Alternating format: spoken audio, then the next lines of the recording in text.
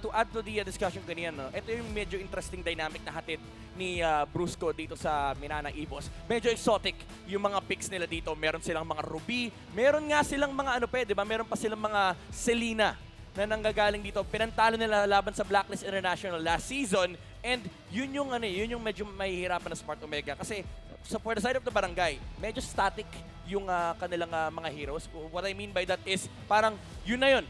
Nakita mo na yung mga heroes na ginagamit nila kasi ito talaga yung mga signature. For the side of Minana Evos, ang daming flex capability nitong lineup na to. Hindi natin alam kung ano yung mga ilalabas ni Brusco. Hindi nga natin alam kung ano yung ilalabas nila Lansu kasi napaka-flexible nila. Nagru-Ruby roam din itong squad na to. Si Imba DJ ba yan? Yes, Coach Imba DJ, part of the Minana Evos coaching staff. So, ang daming comeback. Comeback ata yung parang naging story ng laban na to. Players into coaches, coaches into players, at ang daming history sa mga players at sa buong team ng dalawa. Tsaka alam mo yung malupit dito? Ano? Nag-analyze si Imba DJ for Omega. Oo nga. Sa last season ba yun sa MDL? Amogus. May Amogus. I know you. I know you. Pero, jokes aside, malaking tulong yon para sa Minana. Oh, for sure. Hindi naman kasi masyado nagbabago ng 180 eh. Kadalasan mga 30%, 40% nagbabago yung mga gameplay, pati yung mga draft. Pero yung mismong tendencies, yun yung mahirap baguhin. So kung hindi nagkakalayo ang tendencies ng Smart Omega nung time na nandoon si Imba DJ as analyst, ay medyo malaking tulong yun. Actually, hindi medyo malaking tulong talaga yun sa Minana dahil tendencies is a really big thing. Gusto ko rin lang banggitin kung ba't ang laking bagay ng tendency. Kung titignan natin ang ginawa ni alam ko medyo malayo, Kyrie, Fanny, during MSC, yung pinaka-latest, yung Fanny na yun, minsan nakakakill siya nang sa bush lang, yung hindi niya nakikita kung may tao ba doon o wala. And dahil yun sa kaalaman ni Kyrie, sa tendency. Alam niyang madalas nandoon sa bush or kung wala man sa bush nandito, kaya nililiparan na lang niya. Naalala ko yung sinasabi mo, yung sobrang nuanced ng laro ni Kelra. Alam niyo yung mga pinapwesto ng mga heroes. Lagi siya nagkakaroon ng snipe sa bush. Alright. Na, yung info parang, saan nang galing? Okay, sige, habol muna tayo sa mga nangyari sa draft. Nasa gitna na po tayo. Fanny, Kaja, Kadita at Diggy ang ban ng Minana Evos. Para sa Smart Omega, Edith, Paquito, Joy, and Lancelot. The picks are up. And kung hindi ako nagkakamali, ito ang debut ni X-Borg sa Season 12. Oh yeah, that's true. First time natin makikita si X-Borg, and this is gonna be on the side of Omega. Ang kinagandaan dito sa lineup ng Omega is gold lane lang. Actually, hindi nga rin eh. Kasi lahat to pwedeng jungler eh.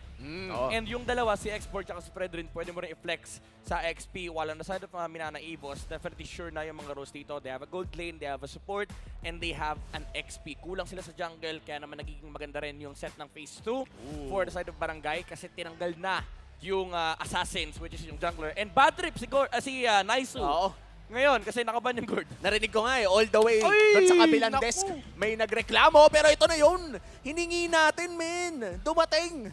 Grabe, welcome back to MPL Philippines. The Jack Mamba will be playing the Kufra sa laro na to. Sobrang exciting. Tapos meron pa tayong meta na marksman sa kamay ng gold standard. At pinag-uusapan natin dito yung Bruno. Na parang ngayon ang bagong 1-1 ng Season 12 na insta-ban o insta-pick. Ang bagong lason. And alam naman natin na, again, nabanggit natin kanina, si Kelra ay nai-utilize talaga ng Barangay. And I feel like this goes against what they're naturally is capable of, yung mga Omega timers. Kasi this time around, instead of playing for the late game, they're playing actually for early game kasi napakalakas ng protection nila dito kay Bruno, and that equates to Bruno just taking down towers. Pero may pampigil naman dito ang Minana Evos. Interesting lang kasi yung composition ng Minana Evos, if you look at it, medyo in contrast din sa lineup ng Omega. Sila naman yung late game this time around. Yeah, 4 protect 1, and actually I'm quite happy na as someone who really had a lot of respect for Domeng noong MPL Philippines Season 11 and up until now, nakita natin na malalaro niya yung Claude niya, and Claude was one of the best heroes he played with last season at isa sa mga rason kung bakit naging Pal Domeng siya. Late game, catch up, out of nowhere, siya yung magsasalba ng laro para sa Minana Evos. Oy, I like this pick na nagmumula sa side ng Smart Omega, and looks like it's going to be the Eve na tatapatan lamang ang makikita nating Valentina. Dahil para sa akin in this meta, parang Valentina na naman talaga yung go-to mid laner kung saan na kaya niya talagang sabayan kahit sino. Kumbaga walang losing matchup. Ang kinagandahan kasi dito sa Eve, last pick ng Smart Omega is may dalawang school of thought. Pwede ka maglagay ng damage output para may supplement kay Bruno, pati na kay Kufra. Kasi isipin mo pag Kufra kailangan mo ng burst. Pero again, they are playing for Kelra. They are playing for push setups. Ang kailangan nila dito is yung immediate crowd control. Meron silang pang zone with the Fredrin and the X-Borg. Ang kailangan nila is kapag pumasok ka sa territory ng barangay, literal nilalak yung gate sa likod. Tapos sasabihin nila, community service ka muna. Dalawang magkakaiba na lineup ang nakita natin pagkatapos ng draft. Audience prediction lamang para sa Omega. Pero walang duda, lalaban dito ang Minana Evos. Two contrasting lineups. Omega pwede mag-scale ng mabilis early to mid. Minana Evos, mid to late game. Sino ang makaka-hit ng timers nila? And of course, we also have to address, welcome to the MPL Philippines, Andorio. At some point of the game, Mapo will show up and you only have until the timer runs out to comment on your prediction with the hashtag. Papasok na po tayo sa ating laban. One lucky commenter who guesses correctly will win a redeemable in-game code. Tandaan nyo ay antayin nyong lumabas ang poll. And MPL Arena, welcome to MPL Philippines Season 12, Week 1, Day 2, mag-ingay para sa Minana Evos at Barangay Smart Omega. Men, ito na yun Ang first match of the day, kadalasan talaga ay nag-iinit agad. And excited ako makita kung meron ba ditong mga extra maneuvers. At pag sinabi kong extra maneuvers, yun yung mga hindi naman kailangan mag-TP doon. Pero TTP pa rin. Actually, yung extra maneuvers nga, pwede mo na rin bangkitin yung ginawa ng Grak kanina. Level 1, Guardian's Barrier. Muntik ma-reset yung purple buff. Pero Jack na dito nanggugulo. Pero napakabilis naman kunin ni Boyd AR yung kanyang purple and orange buff. Being a back shot. And of course, meron din siya dito ng concussive blast. Napakataas na kanya damage output. Jackno mag-style here. Figure out. Habulit. Oh no! Chaknu might just go down and that's the first blood going to the hands of Minana. Grabe, medyo nakadalawa kasi yung Torre. Oo, at saka tama din yung ginawa doon ng Minana Evos na hinabol nila doon si Chaknu. By the way, power predictions. Who will gain more assists in this game? Chaknu or Brusco AR? Comment your answer in the live stream chat with the hashtag #SmartPowersMPLS12. Okay, sinabi natin kanina sa Minana Evos na pwede sila mid to late. Pero dahil meron silang backsha, pwede na mas mabilis yung pag-scaling dito ng Minana Evos kung maganda yung laro ng jungler nila. And kung makikita nga natin, mukhang masaya naman ang laro ni Boyet ngayon. 1-0 agad on this backsha. And ang maganda dito sa backsha, parang underrated yung snowball factor ng isang backsha. Oo. Para siyang reverse Martis. Yung Martis, kapag nakapatay ng early, sobrang sakit. Oo. Ito naman, kapag nakapatay ng early, hindi mo mapatay. C-Tram siya, C-Tram. Si Tram, binaliktad na Martis. Ang galing Oo, mo talaga. sinabi mo, reverse Martis eh. Galing, galing. Okay, Turtle, first one. Sino ata makakuha dito? Up HP on the Turtle. Lansu, pupunta dito kay Chaknu pero inikutan na nga rin ni Ryota. That's going to be another kill. At mukhang ang Turtle ngayon ay sisimulan na nga rin ito. Max, Oh my goodness. hindi siya makakatakas dito. Saglitan lamang dahil si Brusco naman ngayon ang susugod kay Ryota with the last insanity as well. Minana Evos ang makakalamang 1,000 agad-agad. This is very methodical approach coming up from Minana Evos. Napakaganda ng turtle control nila. Lansu AR jumping on the back line and nandun din yung wild charge para hindi rin maka-retry si Andorio. And this is just allowing Minana Evos to have a huge XP gap between their junglers. Level 4 pa lang si Andorio on the Fredrin habang level 6 naman si Baksha. And you'd think na parang hindi naman ganun kasama yung matchup na yan kasi kahit behind yung Fredrin, it's still a Fredrin. Having a Baksha, in comparison with Martis, si Baksha kasi mas nakakaikot sa mapa because of the mobility. And this will just allow more space for the Claude to farm up. Habang shutdown naman nila yung window na pwedeng magamit ng Omega yung lineup nila alongside the Bruno. Mukhang magiging ultra fast dito ang scaling ng Minana Evos. Nag-double lane na nga si Domeng. Pumupunta na siya sa mid lane para mas mabilis pa yung farm niya. At feeling ko hindi nga feeling ito yung totoo. Minana Evos, nagagawa na nila yung condition na kailangan nila gawin para sa lineup nila. Yeah, gusto ko lang isingit to kasi hindi natin nakita kanina, no? Pero di ba naka-Guardian's Barrier Yes. si Brusco AR no level 1? The fact of the matter is, ginamit niya yon para ma-delay yung mid-wave at ma-push kagad ni Valentina yung wave na yun para makuha niya yung level 2. Kaya nabigyan si Chakno kanina. Kasi hindi nila in-expect na mabibihan siya sa level and lumalaban kagad yung Valentina. Misses two things. That's a flicker and the ulti as well. At mukhang naipit pa ang isa. Lansu biglang nawala. Men, ayoko sabihin pero nakita kasi ng lahat yun. Na caught in, hindi naman 4K, mga caught in 2K lang. Caught in 2K. Tsaka first time in this game na hindi ganun kaganda yung latag ng Guardian's Barrier na pasama pa yun for Lansu AR. This does mean na may retaliation ng konti for Omega. Rondoryu. Chakno naghahanap ng set pero mukhang ayaw nilang saktan si Boyet. Brusco naman ata ang mapopoke lamang ng bahagya. Turtle, sisimulan na rin ng Omega. Wala pa atang laban dito, bossing. Na natin. Kontrolado kanina Minana Evos pero mukhang nawawala. Nako, ayan na nga, bumawi na ata si Lansu. Pero Andoryo ngayon, tumatangke ng bawas, nangangalahati na nga rin ng buhay. Ang ganda ng real world manipulation ni Eto Max. Lansu tumudugo, pero mukhang masesecure niya ang Turtle para sa Minana Evos. Grabe si Lansu pa nga ang nakakuha ng Turtle. Minana Evos gets the second objective. Kita nyo sa screen nyo, si Doggy, nandyan, nasa crowd dito sa MPL Arena. And right now, Omega, dahan-dahan sila nakakalaban muli sa aggression ng Minana Evos, pero kontrolado pa ang Minana Evos. Wag lang wala masyado yung control. Wag masyado maggigil. That's gotta be a big hit for Omega kasi habang nangyari yun, hindi na nga sila nakakontest ng Turtle. Again, nagsisnowball lang yung Golden XP difference. Naka-double wave pa si Doming AR. And yung window, again, mas mabilis sa grabe yung timing nung muntik na. Guardian's Barrier, muntik na. And ang ginagawa kasi ng Minana Evos dito, kinukuha lang nila yung atensyon nung Eve, pati na rin ng Kufra. At napakasakit na nga ni Andoryo dito. Brusco, makaka-survive naman ng... honestly, magre-regen naman yan. Eh. Bakit pa natin tinitignan? Still a very close game. 2,000 pa lang ang langang dito ng Minana Evos. So, dito naman sa Minana Evos, kita natin na maganda naman yung farm ni Domeng and mukhang pag meron silang isang ganap, meron silang sequence na gusto gawin, in sync naman yung mga galaw nila. Pero wow! Jack Mamba with a surprise! Pero hindi ata makakaisa ang Omega doon dahil may flicker pa naman si Goyong. classic Chapno, pero dito pa rin yung real world manipulation. That was blind, by the way. Oh, teka lang, si Lansu. Lansu, naghahanap ng away. Ryota going in with a last insanity at sumabog nga sa muka ng Minana. Brusco naman ata mabibigyan dito ni Kelra at hindi nila itutuloy. Pero tignan mo naman si Domeng, trabaho lang, masipag na bata. Ito yung sinasabi natin kanina. Omega, this actually goes against their keys to victory kasi si Kelra, gusto nila na i-utilize pero hindi nila magamit. While Minana Evos is allowed to do what they want, yung split na ginagawa ni Domeng AR, alam niya na hindi niya kailangang sumama for two reasons. Number one, hindi pa ganun ka-capable yung Claude to main fight against sa line at Omega. Yes. Number two, hindi niya kailangan. Kasi once na umalis yung Bruno sa lane, libre siya basagin yung towers hanggat wala nagde-defend. Pangatlong turtle sa laro na to, sino ang makakakuha? Mukhang kailangan bumalik ni Kelra sa base muna. Lamang sa posisyon ang Omega pero mabilis na reset.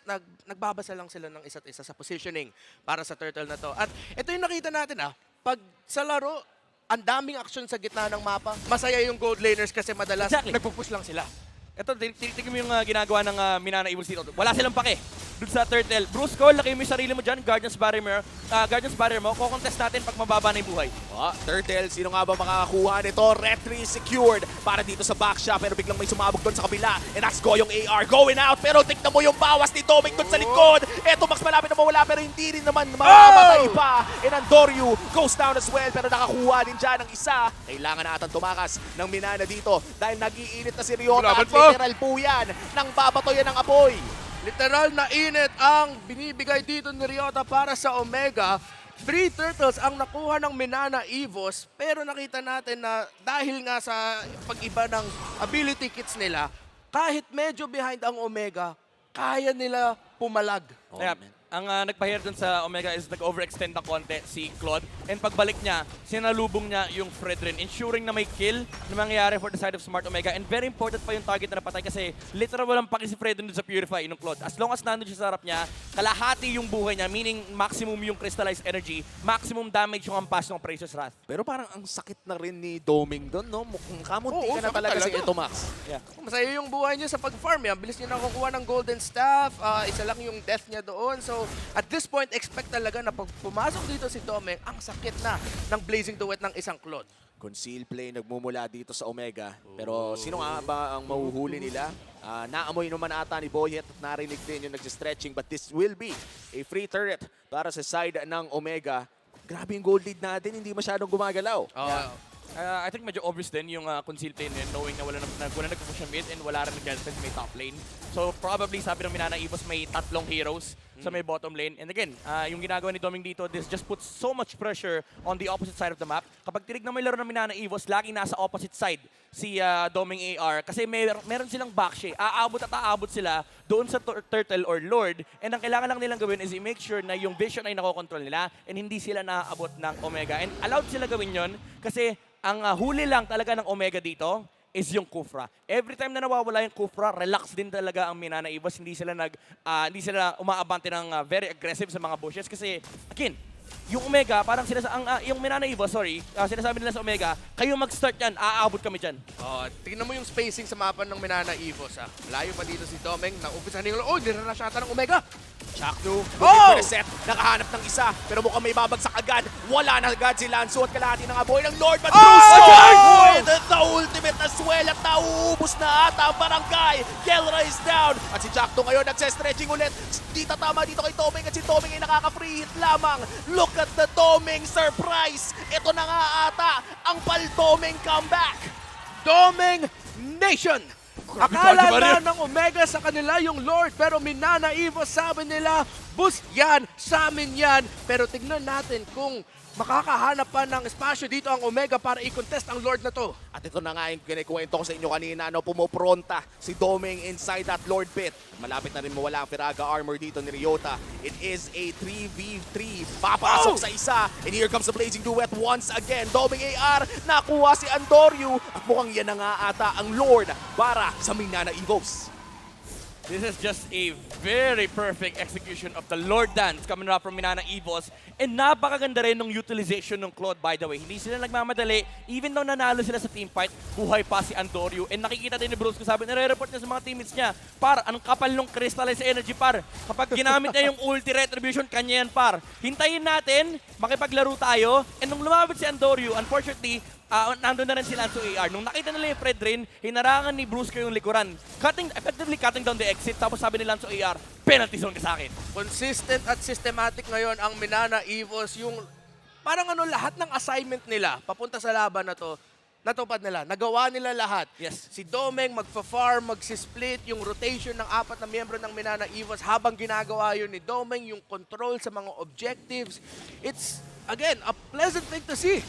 Nahanap ata si Brusco. Chaknu might just get this big play pero makaka-wild charge palayo. Going AR ngayon ay papasok na rin pero konting poke lang naman kay Chaknu mangyayari. That's the Kufra ult though.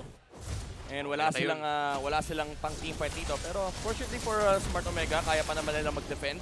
Pero again, habang tumatagal yung oras, yung Omega Timers actually nasa kabila kasi they have a Claude. Even though, sabihin natin, may damage output naman yung Smart Omega. Nandiyan pa rin yung Bruno. And masakit din yung Eve sa late game, especially with an X-Borg being the frontline here for the Barangay. Ang dilema lang din talaga nila dito is yung binabanggit natin kanina sa Keys to Victory. When it comes to split push, lugi sila sa late game. Okay, looking at the Infinix instant replay, masok na si Chakno, but the counter engage kagad na nilalabas ng Minana Evos and of course the late entry. Ang haba ng listahan ng Omega sa mga dapat nilang iwasan. Ang daming setup, ang daming late initiation na pwede ilabas ng Minana Evos na hindi mo pwede sabihin na isa lang yung hinahanap nilang set eh. Kasi pag pumasok si Brusco, baka mag-late entry si Lanzo at saka mag-late entry din si Domeng. Tsaka paano mo naman ba kasi iiwasan ang Blazing Duet kung nasa mukha mo na at hindi ka rin makagalaw? Yeah, talagang wala kang taka kasi kapag tinignan mo, wala rin talagang sagot yung Omega. They just have to deal the damage through against the Claude. Pero may Wind of Nature na rin siya kasi so kaya niya ng harapan si Kelra. The only thing na papatay dito sa Claude is number 1 yung mistake if magkamali si Domeng AR sa kanyang sa kanyang BMI or if mahuli ni Chakno yung Claude na walang Purify. It's interesting. Parang classic Omega storyline to, di ba? Yung tipong, guys, kapit lang, makakahanap tayo ng turnaround. Pero mukhang mahirap yun na pwede mangyari para sa Omega. Yun nga, kasi sa sobrang habang listahan ng crowd control effects ng Minana Evos. Pero hindi mo pwede iduda na pag nandyan nga talaga at nakakapit ang Omega sa isang teamfight at nagamit masyado ng Minana Evos yung mga skills nila, makakaikot pa ang Omega. Chaknu, hindi nahanap si Domeng pero mukhang si Ryota ngayon ang makakakuha ng konting damage. Kailangan mag-back ng Omega. At Lord ngayon ay sinisimulan na pala dito ni Boya. I don't know if that was a Chakno na talagang hindi niya ginamit yung flicker or baka na-misclick niya or baka binibait.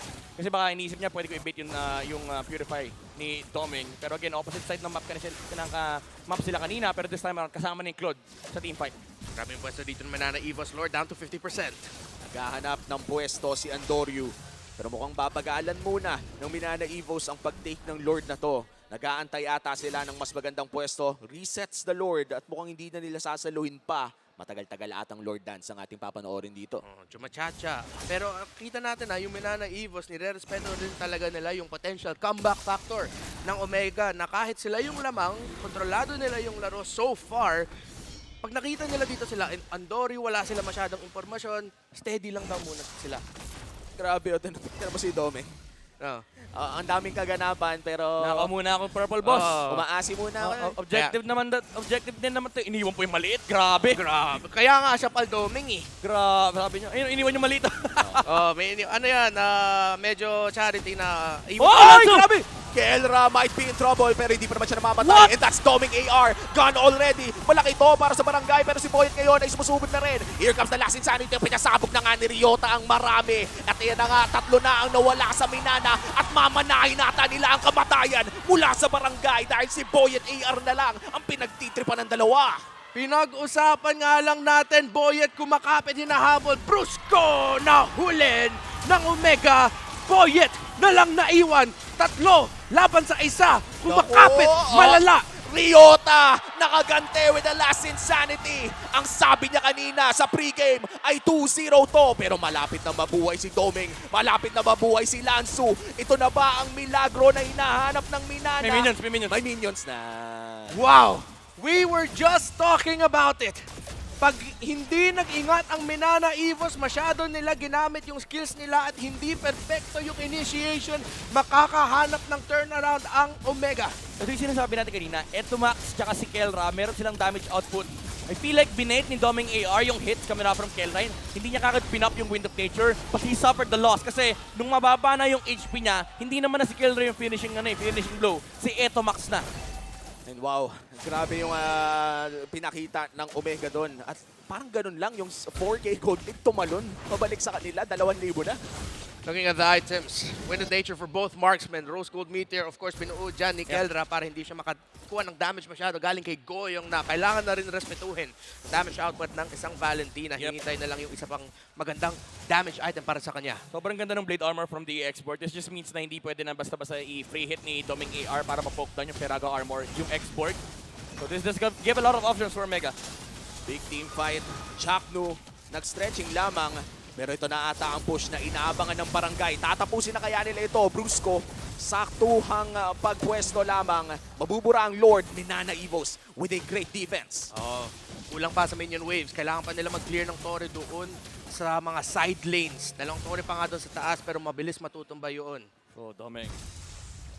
Wala namang tao dito for Omega. Again, that was just either a crucial misplay from the Claude or napakaganda rin ng micro na ginawa ng Omega versus Doming. This puts them in a very good spot. At naggantihan na nga ang dalawang real world manipulation. Hindi pa nagkakaabotan, no? Parang perfect squares. Perfect square. Perfect Dami. squares. Minsan, kailangan na lang talaga natin tumingin kung kaninong real world manipulation yung nakalapag. Sobrang dami namang pera ni Ryota. 2 item under 1 minute. 4-0-5 so far. Perfect game para sa export. May gustong patunahin si Ryota eh. Ang yaman ni Atoy R. Na-call out kasi kanina. Oo. Nung pre-game, sinabi ba naman na malakas sana yung Smart Omega kung kaso nandun daw si Ryota? Yung tawag doon, beautiful storytelling. Oo. Na kinall out ka ng isang player, tas ngayon, ang ganda ng laro mo dito sa game number 1. Omega ngayon ang lamang pagkatapos ng magandang, sabihin natin, first 13 to 14, 15 minutes ng laro galing sa Minana Evos na nakita natin na bura in one false engage.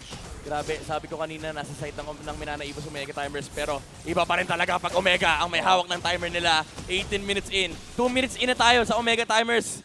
And 2 minutes na rin nasa harap ng base ng Minana yung Omega. Kilala natin yung Barangay Omega habang tumatagal lalong sumasarap ang laro nila. At ngayon, ang sarap ng buhay nila ngayon dahil sobrang lamang na nila. Nababaliktad talaga ng Omega ang mga ganong klaseng team fight. Pero ngayon, mukhang makakalbo na ang base ng Minana Evos. Wow. Omega, kumatok lang, nawasak na ang 3. Heartbreaking for Minana Evos fans. Sobrang na-turn around yung laro. Pero again, kung nakita natin, one wrong engage galing sa Minana Evos. Naikot yung laban, pabor para sa Omega. One really good engage galing sa Minana Evos. Kaya rin nila ikot yung laban ulit. Oo. Honestly, they need to play the split push right now. Hindi rin ganun ka-confident na ilagay. Naku, no, na-regen pa niya. Grabe. Oh, sip. Kailangan respetuhin si Baldoming. Oh, sip HP. Grabe, ang bilis na wala ang HP dito ni Jack Mamba. Sabi kasi ni Doming, ito walang blade armor. Oh, wala. Pero masaya doon ang Omega na hindi nawala yung immortality niya. Ryota, muntikan rin nawala doon pero makaka-regen siya. Omega lamang dito sa Lord. Nabalik pa ang Firaga Armor, kamuntikan na. Pero concealed play, nagmumula dito kay Chakno. Si Brusco ata ang tanging makikita. Boyet, dumadriving lang naman doon. Pero si Chakno ata, delikado. Goyong, oh! Last Insanity na gamit na rin at may penalty zone doon sa loob. Oh, ng Kelra! Pero Kelra is down. Wala na ang gold standard para sa barangay. At si Andorio ngayon ay napaulti na rin. May stun din na magagaling dito kay Brusco. At mukhang kontrolado na ng Minana. Si Doming pa ang nasa loob. Wow! That's a Lord secured para sa side ng Minana. At tatakas na ang barangay. Ryota might just get his first death of the game pero hindi. Apat ang survivor ng Omega pero Lord ang mapupunta sa Minana. Grabe sila. So, ito yung ito yung literal focus sa goal eh. Wala siyang pakialam kung mamatay siya. Napakaganda nung paggamit ng penalty zone into flicker. Naabot niya si Kelra. He was forced to purify. He was forced to dash away. Kaya nasara ni Go yung AR yung gap. Number 1, meron na siyang double dash. Ginamit pa niya yung last insanity para magkaroon ng mini dash. And naabot niya si Kelra sa may bandang likuran. Effectively removing yung main damage dealer ng Omega. And sabi ng Minana Evos, okay na. Tapos na yung clash. Focus na kami sa Lord. Welcome to MPL Philippines S12 Lansu. Grabe yung pagpasok niya doon gamit ng penalty zone na mukhang Grabe. Nani? Omega, speechless ako doon sa pagpasok. Na-penalize eh. Na-penalize talaga eh. Parang balibaliktad tong laro na to eh. May minsan lamang Omega. Yung mga perfect XP laner moments, yung nagawa mo talaga yung trabaho mo na para maikot yung laban. Yun lang naman talaga ang kailangan nating makita. Pero ngayon, Chakdu naghahanap ng nice step, pero dodge! di tatama. Nice Oh dodge my goodness. mula sa Minana Evos. Pero tutunawin na ata ng Omega ang Lord. That's one inhibitor down. Mission successful para sa Minana Evos. Grabe si Goyong. Yung proc ng Last Insanity, may window kasi na may konting CC immunity. Oo. Yung Last Insanity, hindi siya tinamaan nung knock-up ni Chaknu. Maliit na bagay, pero naka-disengage ang Minana Evos na walang punishment coming up from the barangay. Okay, so umabot na tayo sa punto na yung laban na to ay magdedehado galing sa isang team fight. One wrong move, one perfect move from either of these two teams can determine the result of this game. And so far, si Ryota pa rin ang wala pang deaths dito sa laro na to. 4-0-5. Ito yung pinag-uusapan natin no, na pag umabot na ng late game, isang team fight na lang ang magde-decide. Isang Lord na lamang. At kung titignan natin ang item builds at ng FWD Insurance ay talagang lock item na halos lahat. Yeah, meron na rin napakita mo na kanina yung yung mga lock item nila. Very important dito is yung insurance policy for the Claude na meron siyang Wind of Nature again to mitigate the damage output of Kelra. Pero nandiyan din yung mga immortality sa side ng Smart Omega. Ngayon may hawak na si Kelra, meron na siyang immortality, hindi na sapat yung double down close the gap na objective dito for Minana Evos na tatalo na ng penalty zone tapos i-burst. Kailangan makahanap talaga ng magandang Lord sa Minana Evos. That's why split pushing is gonna be really important here kasi hindi ganun kadali for Minana Evos na harapan yung Omega. Number 1 nandyan yung X-Borg and number 2 nandyan yung Eve. These two heroes are really good in Lord dances kasi nandyan yung slow, may true damage na nagagaling kay Ryota and may sustain. Tapos again yung nilalock ka sa isang box kapag lumabas na yung RWM. So kailangan mag-ingat na Minana Evos. They need to place the Claude on the opposite side of the map. Pero alam to ng Omega. Sabi ni Kelra, Claude God din ako. Kung ako yung Claude dito, ganyan yung gagawin ko. So, guys, dito tayo. From the matchup of the gold laners to the matchup of the roamers, yung kailangan gawin dito nila Lansu at saka ni Ryota para sa kubanan nila, sobrang taas ng halaga. Isang magandang pasok gamit ang penalty zone, isang magandang lapag ng Last Insanity ng X-Borg. We have to watch out for those two key abilities galing sa XP laners. At Evolve Lord na rin ang usapan dito. Ito yung mga game-changing objectives talaga sa loob ng isang laro. Sisimulan na ni Andorio. Chaknu nag-check push lamang. Kontrolado sa ngayon ng Omega ang Lord Pit. Pero nandyan na rin si Boyet at Lansu. Doming split. Ito yung mahirap eh. Kung mahirap from frontline sa Minana Evos, sa side naman ng Omega, ang hirap nung palakad-lakad ka. Uwi ka ng base. Oh, Kasi May split push-an tayo. Nagamit ni Etomax yung real world para Oo. hindi mamatay yung Torre doon sa baba. Para lang makaklear ng Oo, wave. tuming! Naku! Purify. Si Toming naman ata ang gusto. Oh! Ayan ang Afli ni Kera na ng Mamba. Pero may gante si Brusco at si Kel na ngayon ay nag-dash. -1, wala ka na Doming. At si Brusco naman ata ang isusunod. Yung immortality ay hindi sapat dahil dalawa ang mawawala sa Minana Evox. Oh my goodness! At itutuloy pa nga ata nila dito si Ryota. Nice penalty zone mula dito kay Lansu. At si Antonio! Antonio ngayon, siya naman ata ang igagante pero tatakas na. Dahil nandito na ang tanod, nandito na si Etomax. 5 versus 3. Tatlong miyembro na lang ng Minana Evo. Sapat ba yung wave clear? Sapat ba yung damage? Makakadepensa pa sila! Mag-iingay na ba ang barangay? Ryota looking for that damage. Pero ngayon si Goyong, saktong depensa lamang. Insanity. Last Insanity na gamit Antonio with Appraiser Slap. Base! Sumabog ng sabay-sabay. Yung mga immortality ay nawala na rin at si Antonio ngayon ay tumatangke. Pero sapat si Goyong. Sapat ang damage. Wala man yan. At kailangan niyang tumakas, may immortality pa siya. At ayan na nga, mapapop na rin. Lanso AR, naghahanap pa rin sila ng angulo para matapos pero hindi Boyet nila sa labas. matapos to. Ayaw pa umalis dito ng Barangay Omega. Minana Evos kumakapit pa sila para sa depensa! Goyong AR looking for the big ultimate. Oh! Unstoppable na si Ryota. Nagalit kasi nung pregame. Grabe, sabi na ng Omega, ang tagal na natin dito! Ang tagal na natin dito! Yung minion waves, ayaw sumabay masyado. Uwi muna tayo. Punta tayo sa Lord. Grabe yung depensa ng Minana Evos. Oh, they wanna take the Lord. They can't take the Lord kasi buhay yung jungler na Minana Evos. Samantalang patay din si Andorio. This does give Minana Evos the advantage, however, kasi buhay yung Baxia at buhay yung Claude. Gusto ko lang balikan yung kill kanina kay Chakno. Binato niya yung tissue paper para mag-proc yung Quantum Charge. Kaya naabot niya ng Tyrant's Rage Flicker yung Claude.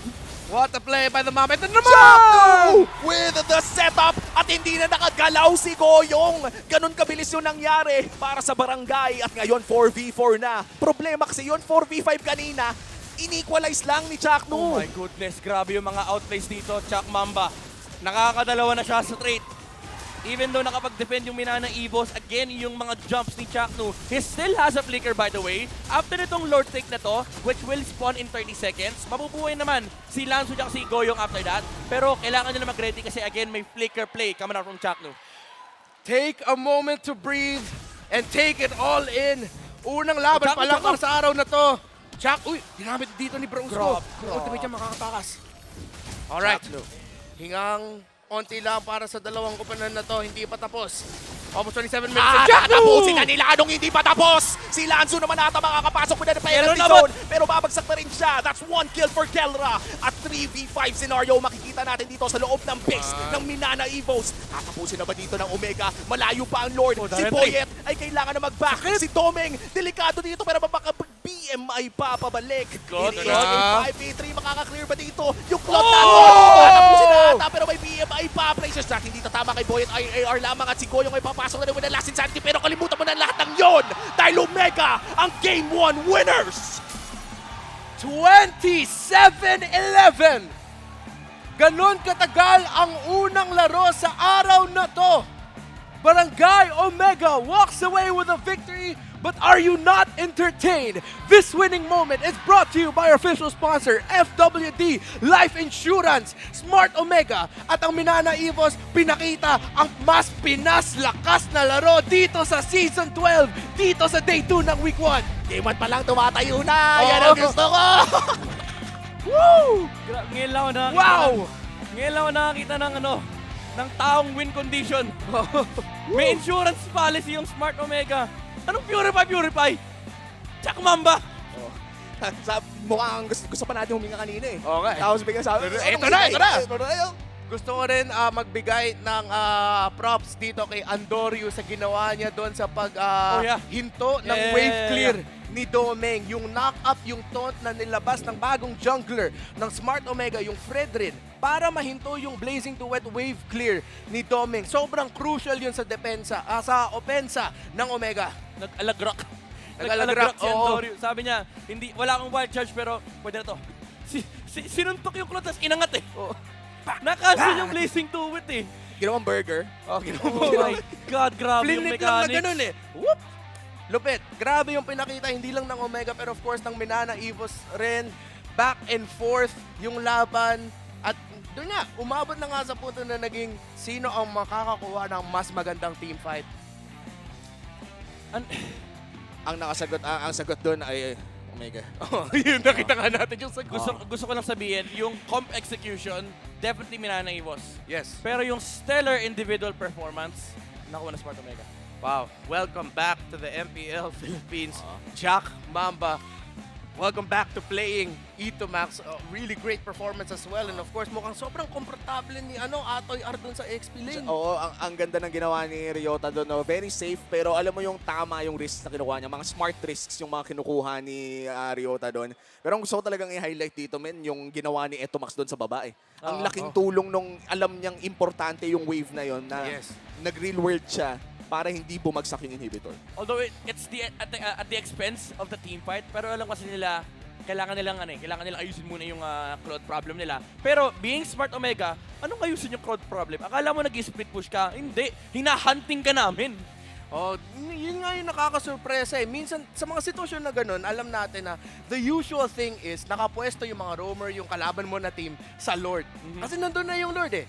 Yun yung hinihintay nila. Pero dito sabi ng Omega, kakainis na tong split push na to. Sige, kuhuli nga natin si Doming. Kasi may false sense of security. Yun, Dahil oo. hawak niya yung Purify. Sabi ni Doming, pag natalon ako dito, safe ako. Pero ang hirap kasing i-compute nung micro-mechanic play na ginawa ni Chakno. Alright, feeling ko excited na si Midnight dito himayin yung laban. Welcome to the Analyst segment brought to you by Midnight. Kakaiba ang init na dala sa atin ng Minana Evos at Barangay Omega. Game number 1 pa lang pero nagpakita na ng insane macro gameplay ang Minana Evos at insane micro gameplay naman from the side of Smart Omega. Nakita natin kanina na hawak ng Minana Evos yung majority nung early to mid game. Kahit ngayon late game, nakikita natin parang nahihirapan yung Smart Omega. But at the end of the day, it was the individual decision makings of the players that allowed Smart Omega to kind of take over in this game. Pero mga MVP dito sa game number 1 is none other than Atoy R. Hawak niya ang kanyang X-Borg 506. Didn't die in that game. And ang gusto kong i-highlight dito is yung kanyang adjustment. Normal na bumibili ng SQ1 sa X-Borg. Alam niya ng mga prominent explainers kasi habol mo rito yung slow na nabanggit natin kanina na nagka-coincide with the Eve pick ng Smart Omega. Pero siya kasi yung pinakamatinding frontliner na hindi kayang labanan ng Minana Evos. Even though sabihin natin merong ang poke damage na nanggagaling mula kay Claude, yung kanyang pag-purchase ng Blade Armor made him untouchable from Minana Evos. Although nabibigay niya yung Last Insanity dito kay Goyong AR, ang kailangan lang kasing isipin dito ni Ryota is i-make sure din niya na yung gamit ng Last Insanity niya towards the backline is gonna prevent Minana Evos from dealing further damage over Smart Omega. Perfect record siya dito, 506. Yung kanyang uptime, him being alive 100% in this game is what allowed Omega to be able to pull off this kind of comeback. Kasi siya din talaga yung additional frontline for the Fredrin para makahanap din ng playmaking room dito si Kelra. Pero Minana Evos, they did a fantastic job on the early game. Again, sinasacrifice nila minsan si Lanzo AR for the benefit of getting vision and again yung catch dito kay Kelra para ma-close nila yung gap para mapatay nila yung Claude. Kasi again, may certain advantage na hawak ang Minana Evos dito sa kanilang composition. Once na ma-close na yung gap, may enough damage output sila para patayin si Kelra. Pero ito yung crucial moment, 15 minutes in, na nahuli dito si Doming AR. Hindi niya ginamit kagad yung kanyang Wind of Nature, napababa yung kanyang buhay, and naging enough yung kanyang HP bar for Etomax to take him down. Ito yung number 1 false sense of security dito na na-experience si Claude. And sumunod dito yung huli ni Chuck Mamba. Again, hindi mo na makakalculate to. Talagang si Chaknu, signature play niya to. Omega, akala ni Doming AR na makakapag-split push siya, meron siyang Purify, hindi siya basta-basta mahuhuli, pero tinapon yung tissue paper, prinok yung Quantum Charge, and ginamit yung kanyang Flicker ulti para mahuli yung Claude. These plays are what allowed Smart Omega, again, to have this kind of fantastic comeback against Minana Evos. Gusto ko na din i-highlight dito si Kelra at si Ryota. Ang daming beses nila nagpalit ng item actually. At one point, bumili ng Bloodless Axe si Ryota, binenta niya, sabi niya hindi niya trip. Bumili siya ng War Axe. Si Kelra dito, bumiling Athena at one point, sabi niya, ayoko na mamatay, bibilang ko Athena, bibilang ko Immortality, bibilang ko Rose Gold. Pero after mamatay yung mga proper heroes on the side of Minana, nung wala na rin si Doming AR, wala na si Lanzu, wala na si Goyong, doon na siya nag-full damage build. And again, saksakan ng daming damage ang Bruno. Hindi yan tulad ng ibang marksman. Pagdating late game, ay medyo nagpo-fall down yung kanyang damage. Bruno deals a lot of damage, especially naka-assassin emblem pa siya rito. And yung tenacity, yung konting survivability versus these pokes and burst damage coming up from Minana Evils, crucial yan. Kasi kahit sabihin natin, he is sitting at 1 or 5% HP, as long as maproc niya yung Wind of Nature, hindi siya kayang hawakan ni Doming AR. Pero looking at the team fight statistics here, eto Max, 100% kill participation on the Eve. Ito yung pinag-uusapan natin kanina during the drafting stage. Ang kailangan lang naman kasi ng Omega is supplement for Kelra. Basically, siya yung nagsara dito ng composition ng Omega. Nag-solidify rather ng team fighting capabilities ng Omega versus Minana Evos. And of course, yung slows coming up from both the X-Borg and the Eve, preventing Void, AR, and Lanzo from really reaching the backline. Although, may mga times na talaga nakakapasok sila. Pero again, it was a problem at one point for Minana Evos. Doming AR, again, napakataas ng kanyang farm, 803 GPM. Ang taas din ng hero damage. Pero ito yung factor ng game na hindi mo kayang i-calculate. Chuck Mamba with the Flicker ult, securing that game here for Smart Omega. And speaking of Smart, with Smart's power, all 99, you have the power to do what you want. With 8 GB for all sites and apps, you can power your play or watch, share, and stream everything. You also get a free Giga Arena ticket, so you can unleash the inner gamer